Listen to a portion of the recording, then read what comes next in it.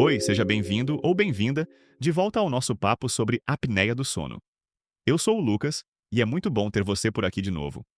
Se você ouviu o episódio anterior, sabe que mergulhamos fundo naquele universo dos roncos altos, das noites mal dormidas e, claro, das paradas de respiração durante o sono. Hoje eu quero continuar essa conversa. Porque, sério, quanto mais a gente escava esse assunto, mais descobre um monte de coisa interessante, e até um pouco surpreendente, sobre como a apneia mexe com o corpo, a mente e até com a rotina familiar. Imagina só, enquanto você está ali, capotado na cama e acha que está descansando, pode estar rolando uma verdadeira batalha dentro do seu corpo. Porque cada vez que a garganta fecha, ainda que por poucos segundos, o cérebro recebe aquele sinal de alerta. Epa, não tem ar chegando por aqui. Aí, em vez de relaxar e entrar naquele sono profundo que realmente restaura, o organismo entra num modo de emergência e repete isso várias e várias vezes durante uma única noite. É como se seu corpo tivesse um alarme disparando, só que você nem percebe. O curioso é que, na manhã seguinte, o efeito pode parecer muito sutil. Às vezes é só um cansaço inexplicável, uma cabeça meio pesada, aquela irritação sem explicação. Mas no fundo, a energia foi completamente drenada porque seu sono simplesmente não cumpriu seu papel. O que me chama a atenção nisso é como a apneia afeta quase todas as áreas da vida, não só o sono em si. Pensa no impacto que tem acordar exausto, mesmo depois de ir para a cama num horário razoável. Dá para ver facilmente um efeito cascata.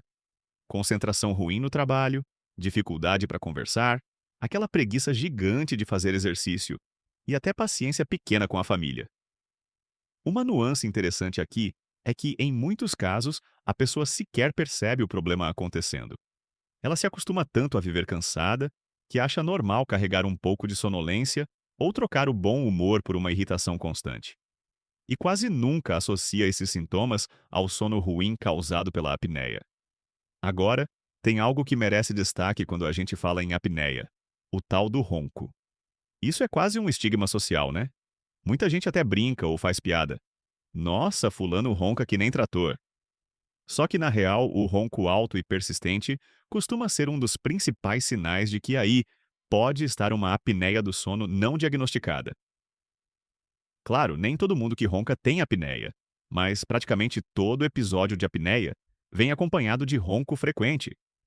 E honestamente, é aquele tipo de barulho que acaba virando motivo de conversa ou de briga, no casal, na família, ou até em viagens com amigos. Já recebi relatos de gente que passou vergonha em excursão, no acampamento, no hotel, tudo porque foi dormir com gente nova e acabou assustando o grupo com o som do próprio ronco. Só que por trás da piada, tem algo sério rolando.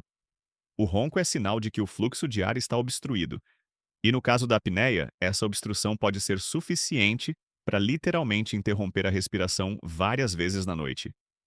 E cada pausa dessas, olha só, é como se desse um reset no sono profundo de qualidade.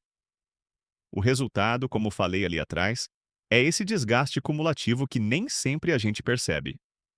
Agora pensa comigo, isso não mexe só com o físico, mas também pode afetar as emoções e o raciocínio.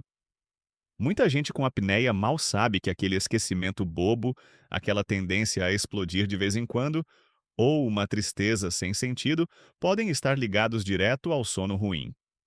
E aí, quando a pessoa ou um familiar finalmente percebe que algo está errado, vem a pergunta clássica: como é que eu faço para saber se tenho apneia? Bom, não existe bola de cristal, mas tem algo bem prático chamado polissonografia. Esse nome complicado nada mais é do que um exame do sono, feito normalmente numa clínica, ou às vezes até em casa, com equipamentos portáteis. O procedimento envolve colocar vários sensores no corpo do paciente antes de dormir. E esses sensores monitoram tudo, desde batimentos cardíacos e respiração, até movimentos dos olhos e do corpo, níveis de oxigênio e, claro, se existe ou não interrupção repetitiva da respiração durante o sono. É um verdadeiro raio-x da noite de descanso. E ver o laudo desse exame pode ser bem revelador. É um diagnóstico que tira dúvidas e ajuda o médico a indicar o melhor caminho. E olha que interessante.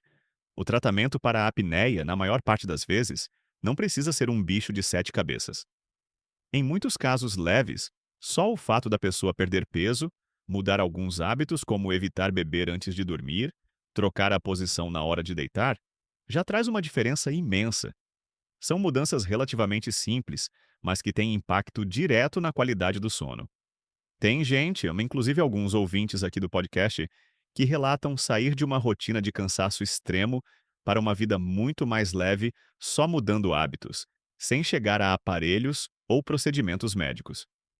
Mas, claro, existem aquelas situações em que o tratamento precisa dar um passo além. E aí entra a famosa sigla CPAP. É curioso como as pessoas têm certa resistência quando ouvem falar no CPAP, né? E dá para entender. Afinal, é um aparelho com uma máscara que a pessoa precisa usar durante a noite. Parece exagerado para um problema invisível, mas o que acontece é quase mágico. O CPAP mantém as vias respiratórias abertas durante o sono, impedindo que ocorram essas pausas. Então, o ciclo do sono fica estável, profundo de verdade. O que muitos relatam, e isso é quase unânime, é a diferença já na primeira noite de uso. Sabe aquela sensação de acordar como se tivesse dormido o dia inteiro, leve, animado? É isso. É um baita contraste com aquele velho padrão de sonolência crônica. O mais legal é que, depois que vence o estranhamento dos primeiros usos, muita gente passa a não querer dormir sem o aparelho, de tão boa que fica a qualidade do sono.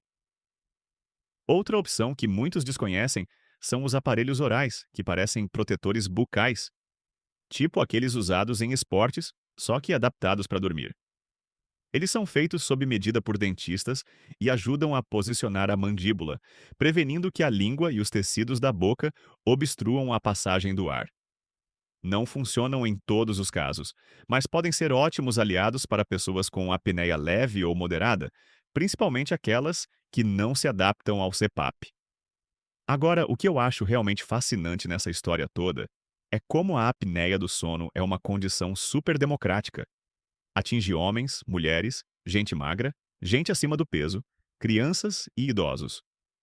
É verdade que existem alguns fatores de risco bem claros, como acúmulo de gordura no pescoço, alterações anatômicas, uso de sedativos antes de dormir, consumo de álcool e histórico familiar forte de apneia. Tem até um detalhe curioso. Em crianças, muitas vezes a apneia está ligada ao crescimento das amígdalas e adenoides, e nesses casos, às vezes uma pequena cirurgia resolve tudo. Já entre adultos, é comum a queixa aparecer em quem tomou uns quilinhos extras, principalmente depois dos 40 anos. Falando em prevenção, tem muita coisa simples que pode fazer diferença. Manter o peso saudável, evitar bebidas alcoólicas e cigarros, ter horários regulares de sono, são atitudes que já ajudam e muito a afastar o risco de desenvolver apneia, ou, no mínimo, evitar que ela piore.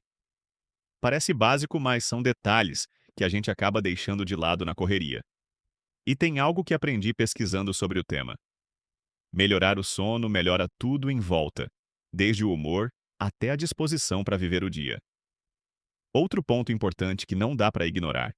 A apneia não tratada, além de destruir a energia, pode causar ou piorar doenças como pressão alta, diabetes, arritmia, infarto e até derrame. Parece pesado, mas é bom falar abertamente disso. Tem registro de pessoas que, de tanto dormir mal, já acordaram de madrugada no susto por conta do coração disparado ou até cochilaram ao volante. Olha o perigo. O sono ruim vira um problema de saúde pública quando a gente pensa no trânsito, nos empregos que exigem atenção ou até no convívio social. Por fim, queria deixar esse pensamento. A apneia do sono é uma daquelas situações que mostram como pequenas descobertas podem virar um divisor de águas na vida. Primeiro, pela transformação que um bom diagnóstico e tratamento traz. Aquela virada radical de acordar novo e não velho todo dia. Segundo, porque conversar sobre sono tira o tabu do assunto, faz as pessoas se olharem com mais cuidado, prestarem atenção nas dicas do próprio corpo e buscar qualidade de vida, que no fundo é o que todo mundo quer. Então, eu fico por aqui. Obrigado por me acompanhar até agora nesse papo sobre noite, sono e apneia. Espero que o episódio de hoje tenha te feito enxergar esse tema de um jeito mais leve, mais prático E quem sabe já tenha ajudado alguém a dar o próximo passo para dormir melhor e viver melhor também. Até a próxima!